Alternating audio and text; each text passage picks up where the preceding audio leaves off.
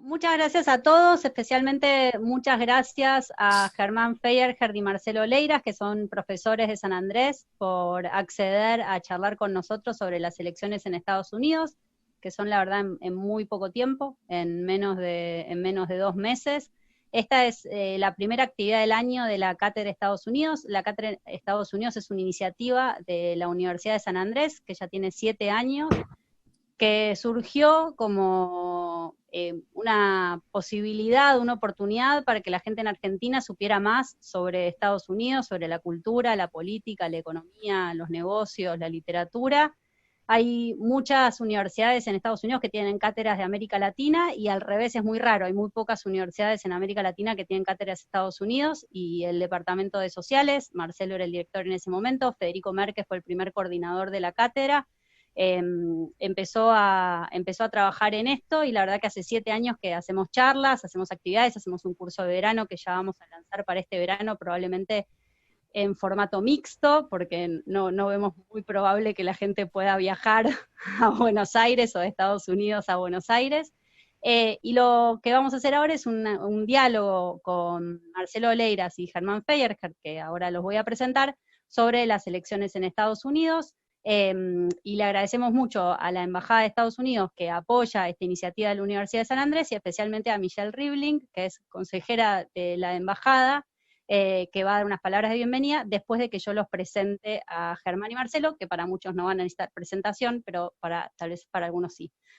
Germán Feyerher es doctor en Ciencia Política por la Universidad de Yale y profesor adjunto de tiempo completo de la Universidad de San Andrés. Durante el año académico 2016-2017 fue becario predoctoral en la Universidad de Duke, y entre 2017 y 2018 fue investigador postdoctoral del programa sobre democracia en la Universidad de Yale.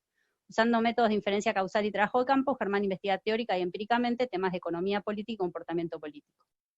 Marcelo Leiras es profesor tiempo completo y director de la Maestría en Administración y Políticas Públicas de la Universidad de San Andrés. También es investigador independiente del CONICET, licenciado en Sociología por la Universidad de Buenos Aires y PhD en el Departamento de Ciencia Política de la Universidad de Notre Dame. En 2009 se desempeñó como investigador postdoctoral en el programa sobre democracia en la Universidad de Yale. Ha analizado la evolución de la organización interna de los partidos políticos, los determinantes de la nacionalización del sistema de partidos y la eficacia política de las organizaciones de la sociedad civil. Es autor del libro Todos los caballos del rey, la integración de los partidos y el gobierno democrático en la Argentina, y codirector del volumen Reflections on Uneven Democracies, The Legacy of Guillermo O'Donnell. La verdad que es un lujo tenerlos como colegas, y es un lujo también que participen de esta charla. Muchas gracias nuevamente. Y empezamos ahora sí la charla. La idea es que hablemos, yo les voy a hacer algunas preguntas a Marcelo y a Germán, y que hablen ellos principalmente, diría hasta las 6 menos cuarto, y después abrir la última parte de la charla, preguntas del público.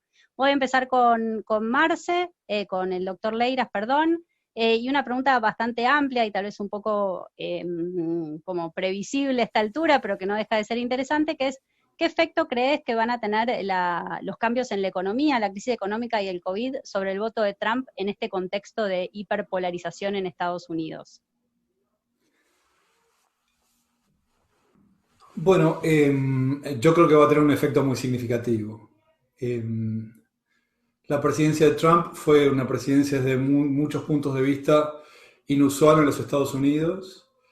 Entre los atributos más significativos que Trump tenía para justificar su candidatura a la reelección, el desempeño económico se destacaba, en particular en términos de la evolución del producto y en particular la evolución del empleo.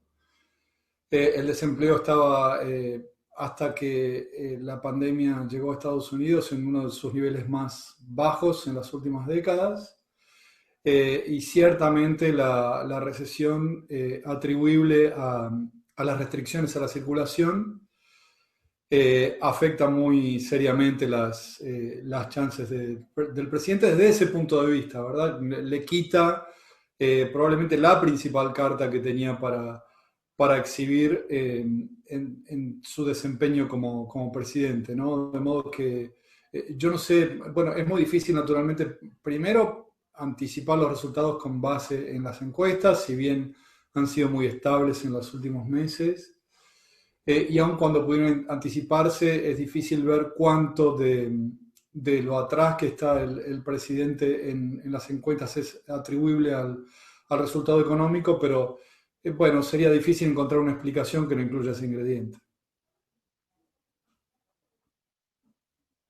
Estás muteada, Uge.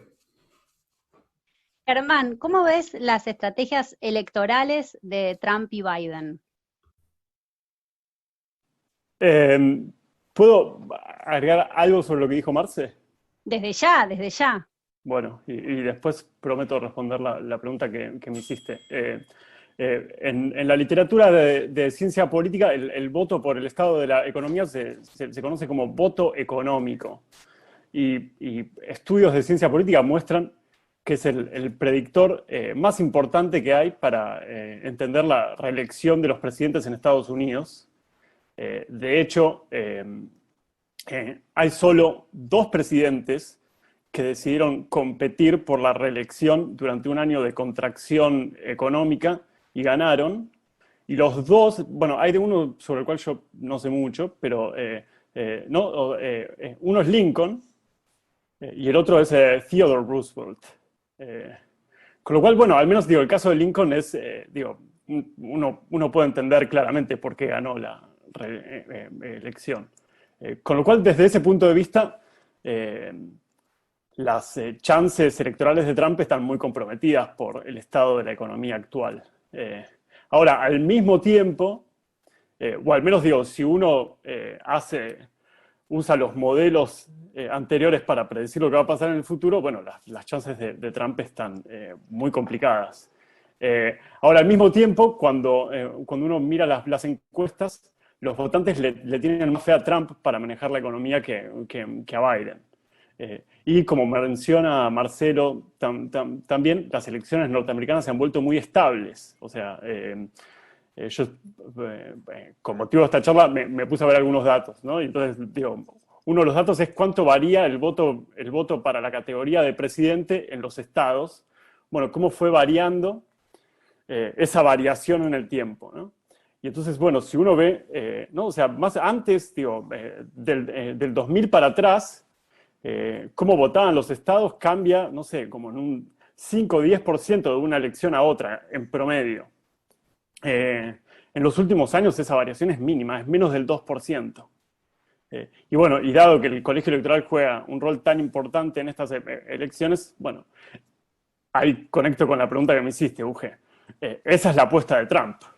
La apuesta de Trump es ganar en el colegio electoral y ganar focalizándose específicamente en algunos estados que Trump cree que puede retener pensando en la elección del 2016. Ahora, algunos de esos quizás los retiene, otros es más difícil, pero esa es la estrategia de Trump. Es una guerra de base contra base. No es una estrategia de tratar de persuadir a votantes nuevos, sino que es una estrategia de atizar a la base electoral del Partido Republicano para que vaya a votar. Mientras que la estrategia de Biden es todo lo contrario. La estrategia de Biden, en parte yo creo que porque en esta elección la izquierda del Partido Demócrata está mucho más alineada con Biden. No les encanta, no les genera mucho entusiasmo, pero no hay una reacción como la que veíamos contra Hillary de los votantes de Bernie o los votantes de Elizabeth Warren, que realmente muchos decidieron no ir a votar el día de la elección. Entonces Biden tiene la izquierda de su partido mucho más alineada con su candidatura y entonces está apuntando al centro, ¿no? Y de hecho, si uno vio que de hecho fueron muy entretenidas, no sé si quienes están aquí vieron las convenciones. Las convenciones de cada partido, la demócrata y la republicana, reflejaron claramente esas diferencias de estrategia. En la convención demócrata, la izquierda del partido habló muy poquitito y se le dio incluso más tiempo a gobernadores republicanos que están en contra de Trump. No sé, Kasich. Ahora, la convención republicana fue familiares de Trump y estos rural voters que se enfrentaron contra manifestantes de Black Lives Matter o, bueno, o el episodio que hubo entre estos chicos de un secundario en Estados Unidos, en el mall en Washington, D.C., etc. Así que las estrategias son claramente divergentes. Relacionado con lo que decía Germán, Marce, ¿qué diría sobre el estado de la democracia en Estados Unidos, que por segunda vez consecutiva un presidente que no gana el voto popular, como ya pasó en 2016, sea electo presidente en el colegio electoral, si llegara a suceder? Es muy desafiante la pregunta y muy interesante el problema, creo yo. Hay algunas evaluaciones que encuentran que la democracia norteamericana está en un momento especialmente frágil y encuentran que esa fragilidad es atribuible en particular a las tácticas y el discurso que llevó adelante Trump durante su presidencia. El argumento básico allí es que hay una forma de erosión de las democracias que procede a través de las tácticas estimulantes del conflicto y poco respetuosas de los límites legales y constitucionales que llevan adelante algunos presidentes. Una tesis de este tipo puede verse, por ejemplo, en un libro que resultó muy influyente y se vendió mucho en todo el mundo, que se llama Cómo mueren las democracias, y que escribieron nuestros colegas Steven Levitsky y Daniel Ziblatt. Pero no es solo la opinión de ellos, es una opinión muy, muy extendida, ¿verdad? Hay otros atributos que podrían mencionarse. El ciclo de protestas que hemos observado luego del asesinato de Michael Floyd es un ciclo de protestas muy extenso y muy intenso, uno de los más intensos de las últimas décadas en los Estados Unidos. Y que toca un problema social muy, muy sensible, que es la discriminación racial respecto de la población negra, y que ilustra también las dificultades que ha tenido el sistema político norteamericano para procesar ese conflicto racial después de muchos años, ¿no? Entonces, desde ese punto de vista, ese conflicto es particularmente urticante. Y algunas de las reacciones que ha tenido la élite sociopolítica norteamericana respecto a estas movilizaciones, muy especialmente las reacciones del presidente Trump, indican que, bueno, que lejos de neutralizar el conflicto, hay en muchos casos la táctica es estimularlo y tratar de convertirlo en una herramienta de movilización electoral, ¿no? Entonces, por todos estos motivos, inclusive uno podría decir también que hay un déficit de protección social en los Estados Unidos que al menos para un segmento del electorado, en particular para el electorado más a la izquierda, demócrata, pone en cuestión también la estabilidad de las instituciones y sobre todo la fe de un segmento de la población en esas instituciones. Dicho todo eso, también me parece que es interesante observar cómo las instituciones de la democracia norteamericana, la división de poderes, la diferencia entre las autoridades locales, las autoridades estaduales y las autoridades nacionales, la competencia interna intensa entre los partidos, las intervenciones del Poder Judicial en distintos ámbitos, le ponen un límite a las estrategias que pueden llevarse adelante desde cualquier lugar del sistema político norteamericano. Es efectivamente una poliarquía, en el sentido de Robert Dahl, ¿no? Esto es un gobierno con muchos centros y con muchos principios de ordenamiento, ¿no? Eso también quiere decir poliarquía. Desde ese punto de vista, que en un momento de tan intensa polarización, y con un presidente que recurre tan frecuentemente a tácticas de división, que de todos modos el sistema se haya podido sostener es sorprendente. Dicho todo eso, yo comparto algunas de las preocupaciones que mencioné al principio.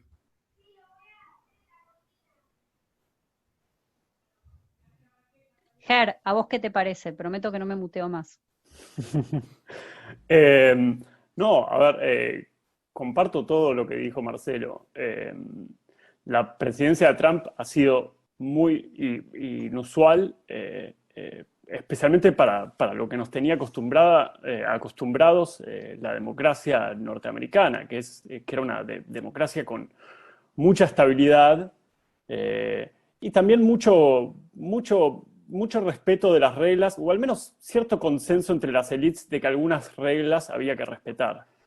Y la presidencia de Trump claramente en muchos aspectos ha sido transformadora. Uno lo puede ver en, qué sé yo, no sé, Trump acusando a Obama de traición a la patria, la familia de Trump inmiscuyéndose en las tareas de gobierno, las declaraciones de, bueno, todo el tema todo el tema de la investigación de Ucrania y Trump presionando a un gobierno extranjero para investigar a un candidato, sí, para embarrar a un candidato, todas cosas que claramente son importantes para el funcionamiento de la democracia y al menos han sido bastante inusuales en la política norteamericana hasta la llegada de Trump. Así que desde ese punto de vista, bueno, comparto las preocupaciones y también comparto el diagnóstico de Levitsky y Ziblatt, que es que, bueno, la democracia se sostiene en la medida en que las élites estén dispuestas o tengan incentivos de seguir compitiendo en el mismo sistema político y estén dispuestas a tolerarse mutuamente. Eso parece que está cada vez más en crisis en la política norteamericana. Después, bueno, a ver, también comparto lo que dice Marcelo, que es que al mismo tiempo uno ha visto que las instituciones han funcionado relativamente bien durante la presidencia de Trump. Por ejemplo, digo, la justicia ha actuado en numerosas oportunidades en contra del gobierno y el gobierno ha tenido que respetar las decisiones de la justicia. Hubo un proceso de impeachment que no fue exitoso, pero en todo caso tuvo lugar y las investigaciones ocurrieron. Con lo cual, bueno, las instituciones son fuertes. Ahora, si uno digo, esas instituciones también dependen de la confianza del público en las instituciones y obviamente de la confianza de las élites. Y lo que sí vemos progresivamente es que la confianza del votante norteamericano o de la opinión pública norteamericana en las instituciones políticas está en descenso desde hace ya varios años. Y bueno, y de hecho hay varias investigaciones ahora que, por ejemplo, no sé, yo hace ya unos años escribimos una nota para el Washington Post con Susan Stokes y Noam Lupu. El Latinobarómetro también se hace en Estados Unidos, con lo cual se hacen las mismas preguntas que se hacen en el resto de América Latina, se hacen en Estados Unidos. Y algunas preguntas que para los norteamericanos deben ser un poco extrañas, como por ejemplo, si estarían dispuestos a apoyar que se cierre el Congreso si de repente aumenta mucho el crimen o aumenta mucho la corrupción. O un golpe militar. Y lo que se ve en esas encuestas es que hay entre un cuarto y un quinto del público norteamericano, bastante distribuido igualmente entre demócratas y republicanos, que estaría dispuesto a apoyar un golpe de Estado en alguna de estas circunstancias. Bueno, eso combinado con esta erosión en la confianza de las instituciones, más a esto habría que sumarle que es muy probable que la noche de la elección, no sepamos quién sea el ganador, a menos que sea una ola azul muy, muy fuerte que gane muchos estados. Bueno, con lo cual va a ser una semana, ¿no? O más, donde va a haber mucha incertidumbre sobre quién va a ser el ganador de las elecciones. Con lo cual, bueno, las instituciones norteamericanas obviamente están bajo mucha presión. Yo tengo fe que van a poder procesarlo, pero bueno, pero claramente hay más preocupación que antes. Marce, hablando sobre las elecciones, ¿cuán confiables crees que sean las encuestas a esta altura? Y relacionado con esto, ¿cuán sorpresiva te parece que fue la elección de Trump en 2016, en la que la mayoría de las encuestas daban ganadora a Hillary Clinton? Yo creo que, bueno, las encuestas en general tienen un problema, que es que la tasa de respuesta es muy baja, es un problema que tienen en todo el mundo, es muy difícil extrapolar los resultados de la gente que responde a las encuestas y atribuir a eso a propiedades de gente que no responde a las encuestas, ¿no? Entonces, tienen, creo, un problema de representatividad. Eh, que además, para el caso de las elecciones norteamericanas, se refuerza, dado el hecho de que el voto en los Estados Unidos no es obligatorio y es muy difícil prever, con base en respuestas a encuestas, quiénes son las personas que efectivamente van a concurrir a votar. Todo eso se le agrega además el hecho de que la gente no sabe qué tan dispuesta va a estar a ir a votar en el contexto en que hay una pandemia muy contagiosa, de modo tal que aun cuando respondan a una encuesta que está dispuesta a ir a votar, esa respuesta quizá no es una expresión muy fiel de lo que efectivamente vayan a estar dispuestos a hacer. Dicho todo esto, las encuestas son muy frecuentes en los Estados Unidos y los modelos que tratan de predecir los resultados electorales consideran muchos otros datos, además de los datos de encuestas, y consideran una historia de datos muy antigua, además de los datos de encuestas. De modo tal que las predicciones que se hacen, si bien naturalmente están siempre sujetas a algún margen de error estadístico, son predicciones que vale la pena tomar en cuenta, diría yo, ¿no? No son descabelladas, si bien no son completamente precisas, por supuesto. Por otro lado, como varias veces me dijo nuestro amigo, común amigo Germán, en rigor, en 2016 Trump tenía una posibilidad en tres de ganar la elección, que no es abrumadora, pero tampoco es trivial, digamos. Uno en tres no está nada mal, ¿no? Digamos, cada tres veces que repetís ese ejercicio, una gana Trump, ¿no? Entonces, no era un resultado tampoco completamente descabellado, si bien es cierto, fue un resultado primero en el cual perdió el voto popular, y segundo en el cual ganó por un margen muy pequeño estados que habitualmente los republicanos no ganan. Esto es, el triunfo de Trump en 2016 fue realmente excepcional y muy estrecho, motivo por el cual yo soy reacio a interpretar la presidencia de Trump como expresión de una transformación social abrumadora, como un desplazamiento muy significativo de votantes desde el Partido Demócrata al Partido Republicano. Fue una convergencia de pequeños factores que terminó en una ventaja muy pequeña, ¿no? En este momento me parece que esos factores no están presentes. Y hay un dato que yo creo que es muy importante que mencionó Germán, es el hecho de que Hillary Clinton era una candidata que estimulaba las pasiones negativas, digamos así, de los votantes republicanos de modo especialmente intenso, y también estimulaba algunas pasiones negativas de algunos votantes demócratas.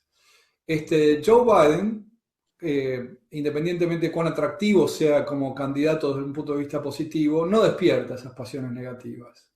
Y las pasiones negativas son un combustible muy potente en nuestras sociedades polarizadas. Naturalmente la norteamericana no es la única, ni probablemente tampoco la más polarizada, ¿no? Entonces, considerando todo eso, me parece que son atendibles los pronósticos que hacen las encuestas y hay muchos otros factores exteriores a las encuestas que hacen verosímil el pronóstico de que puede haber una ventaja apreciable o una chance de ganar, quizá con una ventaja apreciable más grande para el candidato demócrata. Germán, ¿a vos qué te parece? ¿Qué opinas sobre las encuestas Trump 2016, 2020? Si tuvieras que apostar, ¿qué apostarías? Estás muteado. Sí, ahí está. A ver, predecir las elecciones norteamericanas es una de las tareas científicas más complicadas que tenemos los cientistas sociales o los que se dedican a hacer data science y este tipo de cosas. Y eso obviamente tiene que ver con mucho de lo que mencionaba Marcelo, que es que necesitamos dos cosas para predecirlas. Bueno, necesitamos varias cosas, ¿no? A ver, necesitamos, en primero, un modelo de turnout. ¿no? Porque el turnout varía muchísimo en las elecciones norteamericanas porque no es obligatorio ir a votar y de hecho es muy costoso ir a votar. Las elecciones son un martes y realmente la tecnología electoral norteamericana es un desastre desde el punto de vista no solo de la seguridad de la elección, sino de la experiencia del votante a la hora de ir a votar. Con lo cual, bueno, lo primero que hay que tener es un modelo de turnout. Y ahí es donde quizás es donde estuvo la principal falla de los modelos predictivos y de las encuestas en el 2016, que es que asumían un turnout muy parecido al del 2012. Pero el turnout del 2012 había sido muy... bueno, había sido especial porque los candidatos del 2012 también eran especiales. Entonces, el turnout entre la comunidad negra en Estados Unidos había sido muy alto en 2012 y fue relativamente bajo en el 2016. Y el turnout entre los non-educated white, o sea, los blancos sin educación universitaria, había sido muy bajo en el 2012 y fue muy alto en el 2016. Hoy los modelos tratan de corregir por esas cosas. Pero es un poco como el perro tratando de morderse la cola, ¿no? Porque quién sabe cómo va a ser el turnout del 2020, ¿no? O sea, probablemente también sea distinto de acuerdo al tipo de entusiasmo que logren generar los candidatos y las circunstancias en las cuales ocurra la elección. Con lo cual, bueno, está el problema de las encuestas que mencionó Marcelo, aunque yo creo que, en general las encuestas nacionales en Estados Unidos, es realmente el país que mejor hace encuestas. No hay dudas, hacen muchas encuestas, son muy buenos, son muy sofisticados. Las encuestas en general no están tan off de los resultados que uno termina observando, no se alejan demasiado de los resultados que uno termina observando. Pero bueno, tiene esta complejidad, ¿no? Que hay que tratar de adivinar quién va a ir a votar el día de la elección y después lo otro que complejiza adivinar quién gana la elección en Estados Unidos es el colegio electoral. Entonces, hay un montón de estados que, bueno, la literatura los llama swing states, que es como, bueno, como que van y vienen, aunque en realidad yo creo que más que swing habría que llamarlos como estados divididos.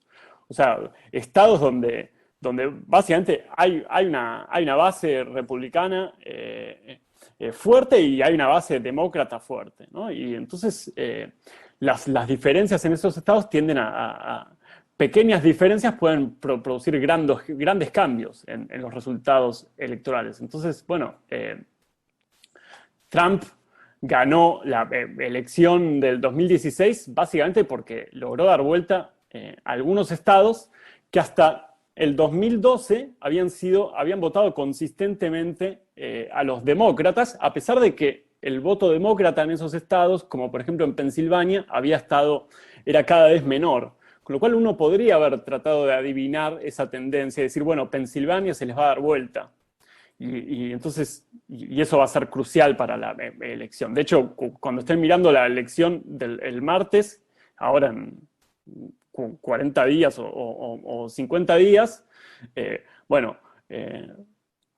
cuando sepan el resultado de Pensilvania, para mí, cuando sepamos el resultado de Pensilvania, vamos a saber en gran medida el resultado de la elección.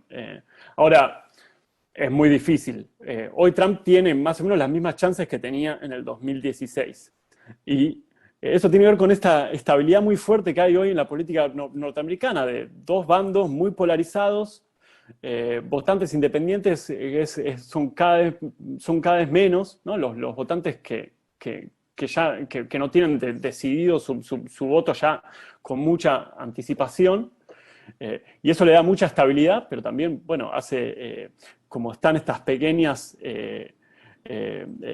características institucionales que hacen que sea muy difícil predecir, no sabemos, pero hoy Trump tiene más o menos las mismas chances que tenía en el 2016.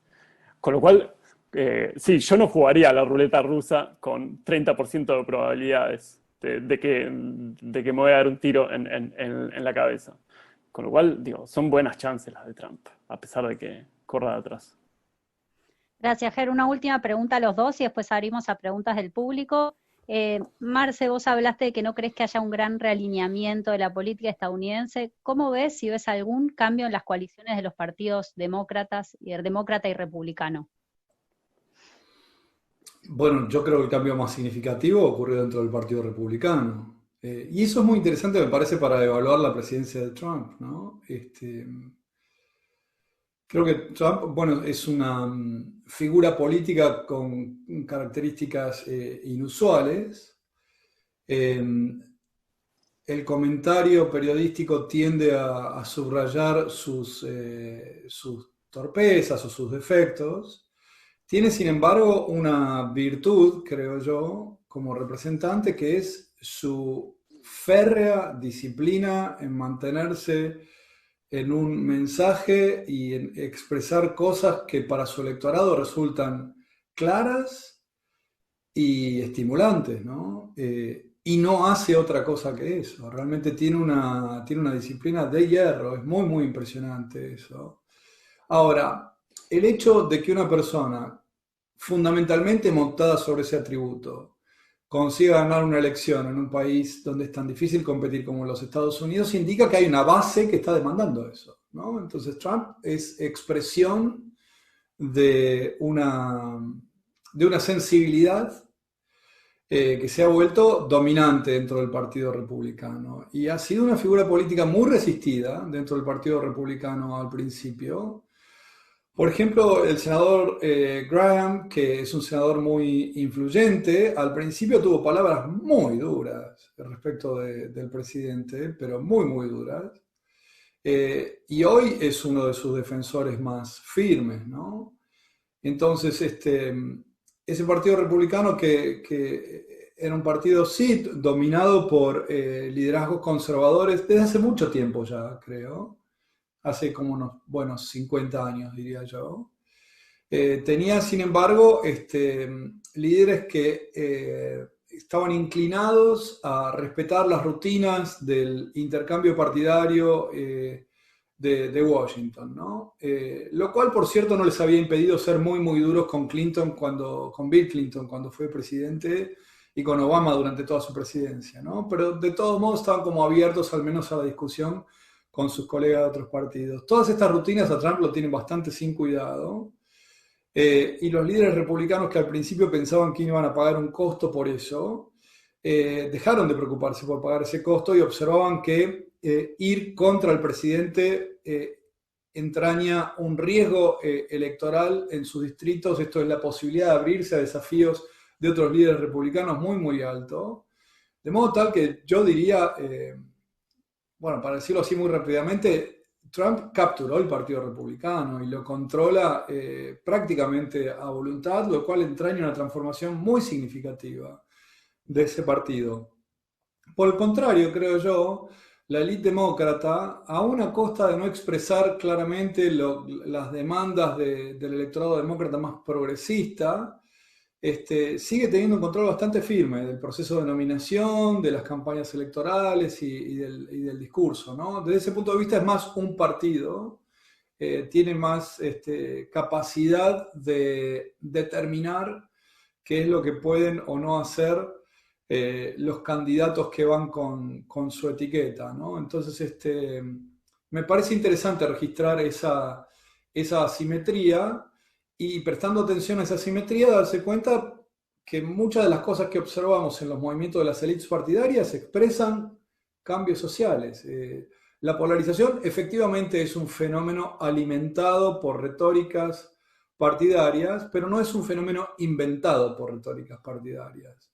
Hay sensibilidades distintas en los Estados Unidos, muy distintas, que esas élites partidarias expresan y eventualmente refuerzan, pero como digo, no lo inventan y no lo crean, ¿no? Gracias, Marce. Ger, ¿vos percibís estas asimetrías entre el Partido Demócrata y el Partido Republicano y también esta polarización que uno pensaría que viene desde abajo, ¿no? Como dice Marce.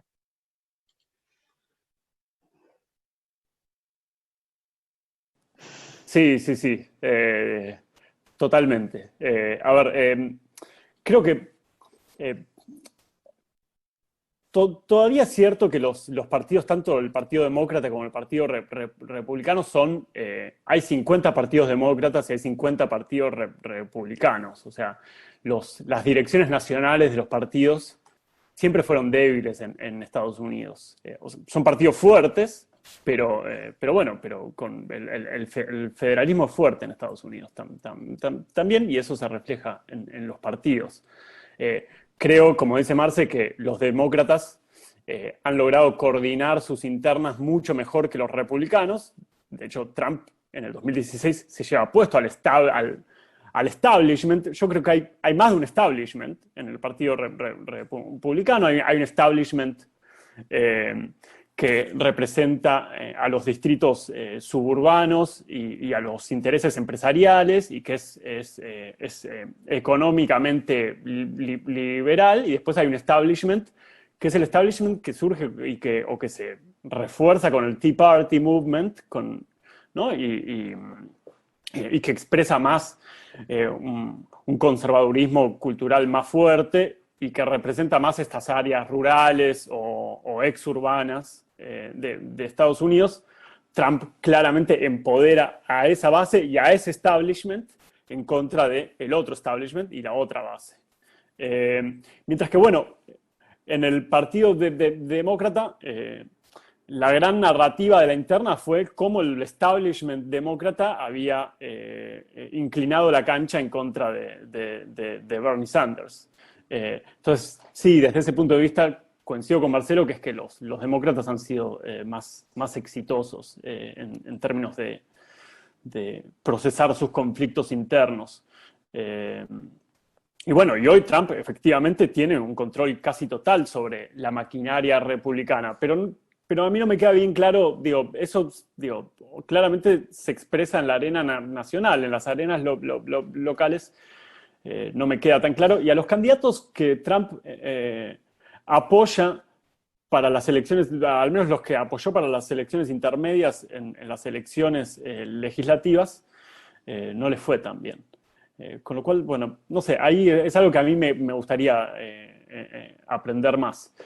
Después, sobre las bases sociales de la polarización, sí, ahí me interesa escucharlo un poquito más a Marcelo. Hay un debate en la literatura norteamericana muy interesante entre sorting y polarización, ¿no? Y entonces la narrativa es algo así como, bueno, si uno en los 60s conocía a un demócrata, era muy difícil identificar cuáles eran las características típicas del votante o del afiliado al partido demócrata.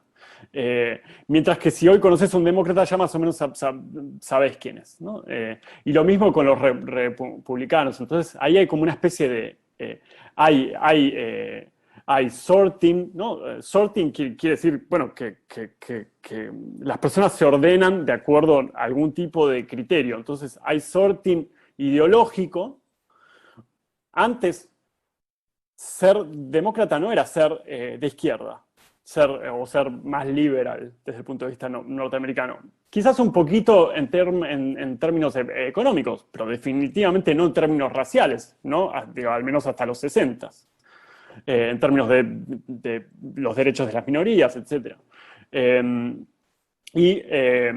Bueno, entonces hay sorting ideológico. Los liberals y los conservadores, cada uno se va, los liberals con los demócratas, los conservadores con los republicanos, pero también hay sorting demográfico.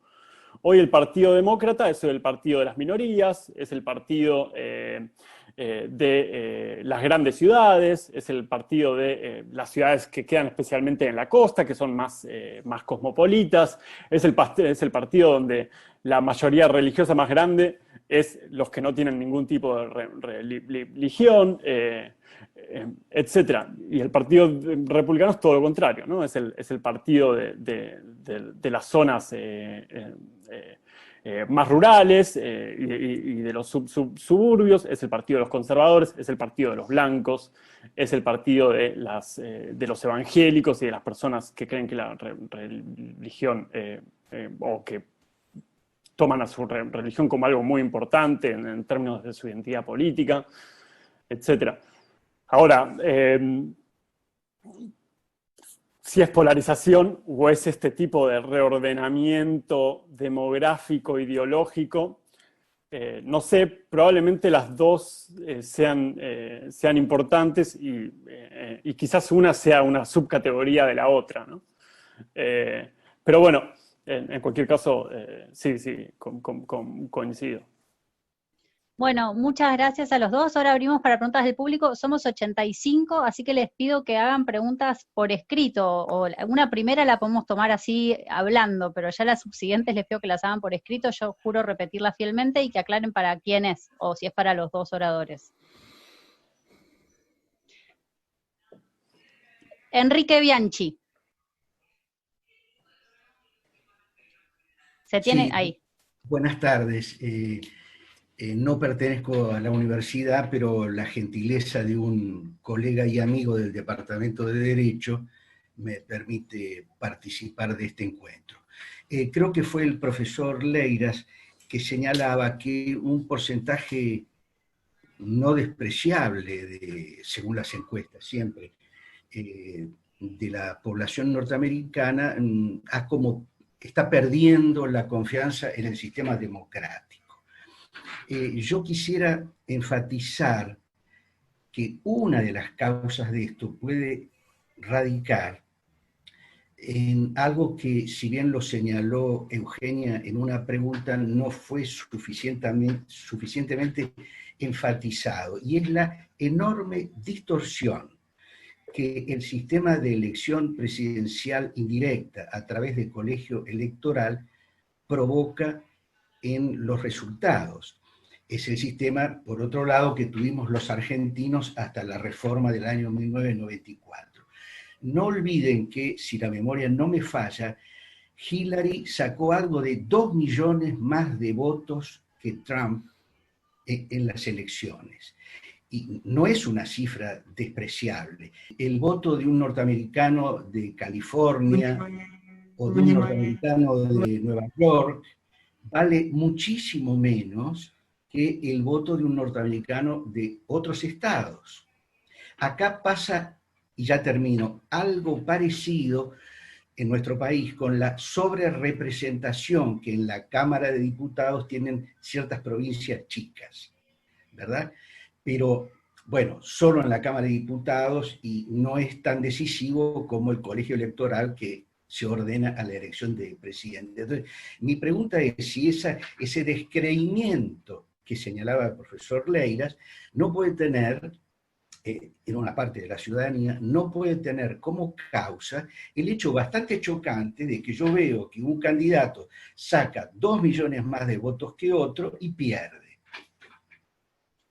Y para terminar, lo más dramático es, como abogado que soy, pero esto lo puede saber cualquiera que lea la Constitución norteamericana, la Constitución americana pertenece a las llamadas constituciones rígidas. Es sumamente difícil reformar la Constitución, lo que hace ser muy pesimista respecto a la posibilidad de que en un futuro este sistema de elección indirecta sea modificado.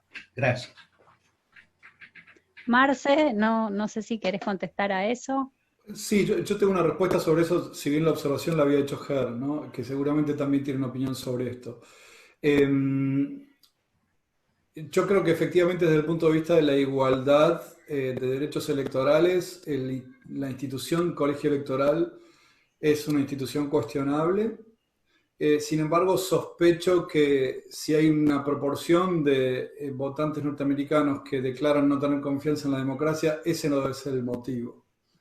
En rigor, yo esperaría que en cualquier país haya una proporción importante de personas que declaran tener poca confianza en la democracia. En primer lugar, porque hay una proporción de personas que son antidemócratas y probablemente esa proporción no sea despreciable en ningún lado. Y en segundo lugar, porque la democracia entraña la posibilidad de que con frecuencia razonable gobierne gente con la cual uno no tiene ni quiere tener nada que ver. Y esa experiencia para mucha gente resulta extraordinariamente incómoda. De modo tal que no me sorprende que alguien, por ejemplo, si calcula que va a estar incómodo el 50% del tiempo, declara que su apoyo al régimen sería menos que 50% confiable, ¿verdad? Y esto, sin embargo, no me parece que tenga que ver con una lectura respecto de las instituciones. Creo que casi todos los esquemas de representación se desvían del principio de estricta igualdad de los derechos electorales, aunque ciertamente las constituciones federales y con múltiples intermediaciones, como por ejemplo el colegio electoral, son especialmente violatorias de ese principio de igualdad, pero solo los votantes kantianos radicales, diría yo, se preocuparían por eso, y no hay muchos kantianos radicales en mi experiencia. Ger, ¿querés agregar algo? Yo agrego solamente que hubo algún tipo de investigación sobre este tema y como es esperable, a los únicos a los cuales pierden alguna fe en los resultados de las elecciones cuando el voto popular difiere del resultado del colegio electoral, son los demócratas. O sea, los republicanos no parecen muy afectados porque exista esa diferencia. Ahora sí creo que, digo, no sé, bueno, el colegio electoral y su conveniencia o no es todo un tema aparte del cual me llevaría mucho tiempo hablar. Así que vamos por otras preguntas mejor. Hay una pregunta sobre los acuerdos de paz firmados en Medio Oriente, lo vamos a dejar para la conversación que vamos a tener con Roberto Bouzas, Andrea Welsen y Federico Merkel el 21 de octubre, que vamos a hablar de Estados Unidos en el contexto internacional. Así que obviamente los vamos a invitar a todos por mail si quieren participar. Después pregunta Matías Fernández, ¿qué valor podemos darle a los debates que tendrán lugar en septiembre-octubre en cuanto a la definición de voto por un candidato o por otro? Yo puedo contestar eso brevemente, que es muy poco. A ver, ¿hay algún tipo de investigación de ciencia política sobre este tema? La hay. Hay muchas dificultades de tratar de estimar cuál es el efecto de ver un debate y quién es el ganador del debate. Más que el efecto de ver el debate, probablemente el efecto esté en la narrativa que generan los medios después del debate, pero en un contexto en donde los medios están tan partisanos y cada uno consume el diario que está más alineado con sus preferencias ideológicas, es difícil que eso tenga un efecto, con lo cual el único efecto que en principio me parece que tienen los debates norteamericanos es entretener a los adictos a la política norteamericana. A los political junkies. Exacto. Una pregunta de Matías Tarilo. ¿Creen que una derrota de Trump puede permitirle al Partido Republicano una reconstrucción institucional que ayude a moderar la polarización?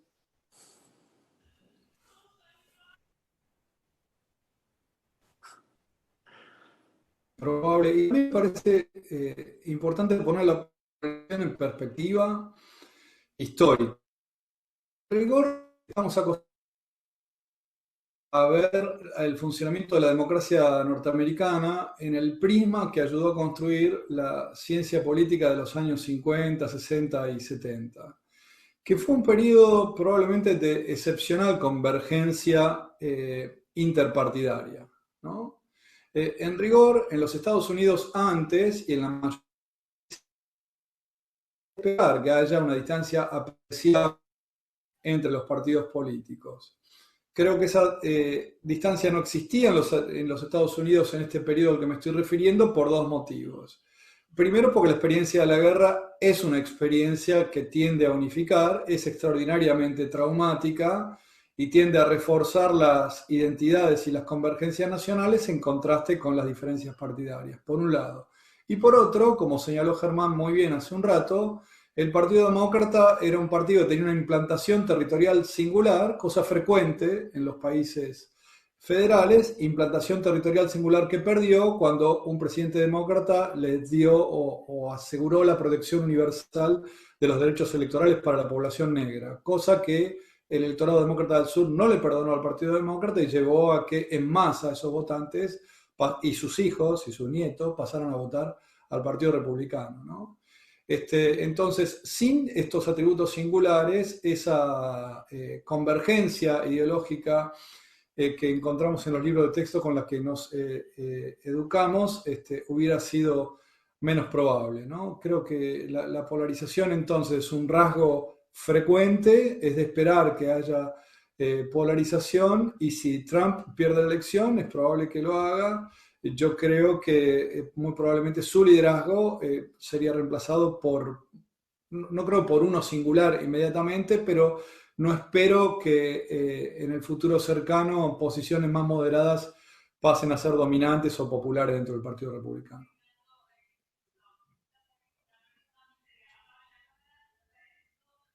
Ger, ¿querés agregar algo a eso? Bueno, vamos con la siguiente pregunta. Hace Sí, 30... a ver, Ah, me parece una buena pregunta, y me parece que la respuesta de Marce es muy buena. También es verdad que uno a veces tiende a pensar que las tendencias siempre van a seguir en el mismo curso, ¿no? Y entonces siempre es muy difícil ver cuándo cambian esas tendencias. No sé, lo que estoy pensando es... digo, qué sé yo, no sé, el liderazgo de Mitt Romney, que expresa a esa otra coalición republicana, a ese otro establishment del cual yo estaba hablando hace un rato, bueno, hubiese sido una presidencia muy distinta de la presidencia de Trump. Y no le fue tan mal electoralmente en el 2012 a Romney. De hecho, le fue bastante bien. Era una elección difícil para Obama porque la economía no andaba bien en ese momento, pero bueno, con lo cual la historia podría haber sido distinta. Lo que yo sí espero es que, bueno, es muy probable que si cambia el gobierno y los republicanos vuelven a la oposición, que vuelvan a hacer oposición como hacían, bueno, uno esperaría que vuelvan a hacer el mismo tipo de oposición que hacían contra Obama, pero quizás no sé.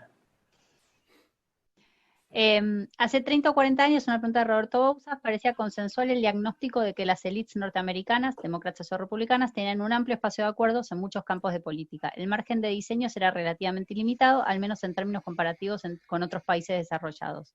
Ese no parece ser el caso hoy. Mis preguntas: ¿este diagnóstico es correcto? Y si lo es, ¿qué cambió? Bueno, el diagnóstico es correcto. Efectivamente, la divergencia entre las posiciones, por ejemplo, de los bloques en ambas cámaras del Congreso es muy, muy apreciable. En rigor, las series temporales, bueno, que hay varias, ¿no? Pero en casi todas la tendencia es creciente a la distancia entre las posiciones promedio en cada uno de los bloques. Y lo más importante, creo yo, es que no hay ningún beneficio en la cooperación interpartidaria. Más bien al contrario, la cooperación interpartidaria tiende a ser castigada muy severamente por parte de los liderazgos y de los electorados. Lo cual lleva a que la distancia entre los bloques de los partidos conspire contra en principio contra la productividad legislativa, a menos que un partido controle ambas cámaras y la presidencia, ¿no? Desde ese punto de vista, la polarización bueno, pone realmente palos en la rueda del funcionamiento de política, al menos legislativo, y fuerza entonces a los presidentes a gobernar con instrumentos administrativos, que siempre, bueno, bastante más polémico y bastante más volátil, ¿no? Así, realmente la polarización no es un dato de color, simplemente no es parte, no es solo un rasgo de la escenografía, tiene consecuencias muy concretas y comprometen la gobernabilidad de la democracia norteamericana, sin ninguna duda, creo yo. Agrego solamente que uno de los libros canónicos sobre el funcionamiento de la política norteamericana es un libro escrito por David Mayhew, que es un estudiante del Congreso norteamericano. El libro creo que es del 90 o del 92, y se llamaba Divided We Govern, ¿no? Divididos gobernamos. Y era esta idea de que, bueno, en Estados Unidos el Congreso lograba aprobar un montón de leyes, y un montón de leyes importantes, a pesar de que en muchos periodos el presidente y el Congreso eran de distintos partidos. Y la explicación que daba Mayhew para explicar este fenómeno, que desde el punto de vista de la ciencia política parece algo inusual, era que había como una especie de mentalidad en Washington, ¿no? Que es como una especie de problem-solving mentality, ¿no? Una mentalidad de que lo que había que hacer era resolver problemas. Y entonces, bueno, eso permitía que el sistema político funcionase, aun cuando el poder estaba fragmentado entre los partidos políticos. Claramente esto cambia con esta mayor polarización que hay entre los partidos, ¿no? Y el sorting del cual hablábamos antes, ¿no? Esta idea de que hoy los partidos, antes uno encontraba conservadores en el Partido Demócrata, antes el más conservador del Partido Demócrata era más conservador que el más liberal del Partido Republicano, ¿no? Hoy el más liberal del Partido Republicano y el más conservador del Partido Demócrata, hay un océano entre los dos. Bueno, y eso obviamente complica mucho, bueno, las transacciones políticas y el procesar conflictos institucionalmente. Bueno, hago una última pregunta de Milena Páramo. Está claro el peso del voto económico en Estados Unidos. Les pregunto si ven un efecto, algo así como un voto pandemia, el negacionismo científico, la incapacidad de movilizar la estructura para atender la pandemia, el peso del número de muertos, que hoy son más de 200.000, etcétera. Esta es la última pregunta.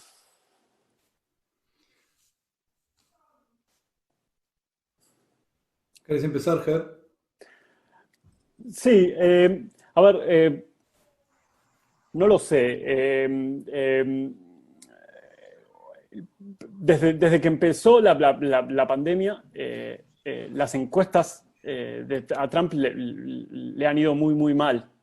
En parte porque Trump es muy responsable del desmanejo del COVID en Estados Unidos, que realmente, digo, es un papelón la forma en la que Estados Unidos ha manejado el tema del COVID. Bueno, y desde abril para acá hay una distancia de 7, 8, 9, 10 puntos. No sé si esto igual tiene algún efecto o no electoral, o si las trincheras ya están, digo, no, si los bandos ya están tan armados y tan sorteados que hace poca diferencia. Uno esperaría que quizás tenga alguna diferencia en el margen, pero es difícil saber. Yo comparto lo que dice Ger y diría lo siguiente: es interesante que la pregunta esté formulada en relación con el voto económico, porque me parece que las dos cosas son análogas. Efectivamente hay el desempeño económico tiene fuerte poder predictivo en el desempeño electoral de los oficialismos en todos lados, no solo en los Estados Unidos. El motivo por el cual eso es así, yo creo, es porque el desempeño económico es como una señal que uno puede tomar para estimar la competencia de un gobierno. Estimar la competencia de un gobierno es muy difícil. Por supuesto, el desempeño económico no siempre refleja la competencia de un gobierno, pero es como un modo bastante complicado, digamos así, e indirecto de determinar qué tan bien o qué tan mal gobierna alguien, ¿no? Precisamente porque existe una pandemia, el desempeño económico, bueno o malo, pierde su capacidad informativa respecto de la competencia del gobernante. Y entonces, creo, los datos epidemiológicos pueden reemplazar a los datos económicos para evaluar la competencia del gobernante. Desde ese punto de vista, creo, el discurso y la acción de Trump, que son muy disciplinados de cualquier otro punto de vista, fueron absolutamente erráticos desde este punto de vista. Pues si bien es cierto que por momentos expuso opiniones, bueno, las inteligibles, ¿no? Algunas ininteligibles, pero las inteligibles bastante exóticas, pero no siempre expresó opiniones exóticas. Por momentos fue más prudente, en algunos casos le dio respaldo a la autoridad sanitaria, se mostró más contemplativo con los gobernadores y gobernadoras que adoptaban medidas de restricción del movimiento, luego no, previsiblemente, porque es un problema muy difícil de resolver, su comportamiento ha sido extraordinariamente errático, lo cual desde mi punto de vista explica ese marcado descenso en las encuestas al que recién mencionaba Germán. Y agregaría un dato más. Las personas de mayor edad son, por mucha diferencia, las más vulnerables a COVID, no solo en términos de letalidad, sino en términos de sufrir una enfermedad complicada, ¿no? Esto es, y de padecer secuelas de COVID. La correlación entre edad y voto republicano es fortísima también, ¿no? Entonces, en uno de sus segmentos electorales donde es más fuerte, la pandemia ha tenido el resultado más negativo. Yo creo que, sí, como siempre, es muy difícil atribuir un resultado electoral a algún factor en particular, pero me sorprendería mucho que lo que ocurrió con la pandemia en los Estados Unidos, que efectivamente desde muchos puntos de vista escandaloso, no afecte negativamente las chances de Trump en la elección presidencial. Bueno, muchísimas gracias a todos por participar. Ya hicimos un montón de preguntas, súper interesantes. Yo aprendí un montón, espero que todos también hayan aprendido un montón. En esta charla vamos a hacer otra sobre el contexto exterior el 21 de octubre con los profesores Bouzas, Welsner y Merke, que están presentes acá. Les va a llegar la información seguramente oportunamente. Gracias a todos por estar ahí y estamos en contacto.